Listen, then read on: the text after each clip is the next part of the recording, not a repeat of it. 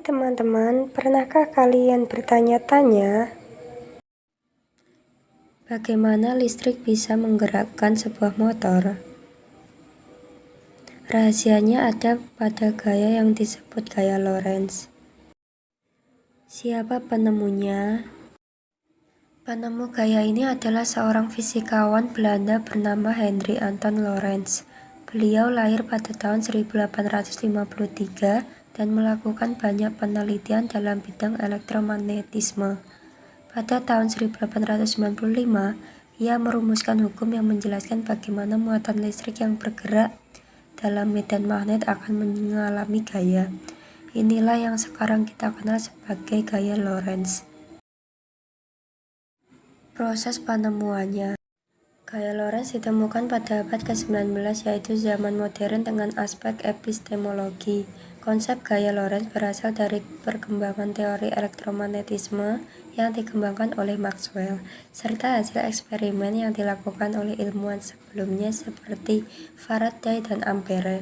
Gaya ini menjadi dasar dalam studi elektromagnetisme karena menjelaskan bagaimana partikel bermuatan berinteraksi dengan medan listrik dan magnet. Metode yang digunakan dalam pengembangannya meliputi eksperimen laboratorium, analisis matematis menggunakan kalkulus vektor, serta stimulasi dan model teoritis dalam fisika modern. Sekarang kita lihat video penerapan dari gaya Lorentz, yaitu motor listrik sederhana.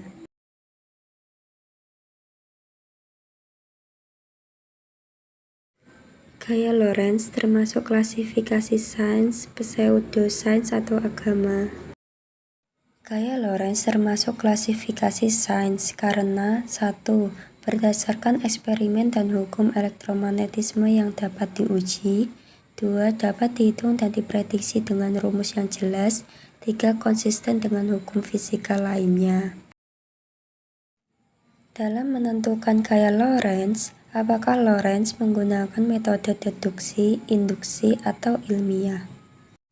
Gaya Lorentz ditemukan dan dianalisis menggunakan metode ilmiah, yaitu observasi, hipotesis, eksperimen, teori, dan hukum dengan pendekatan deduktif karena berasal dari prinsip elektromagnetisme yang lebih umum dan diturunkan secara logis.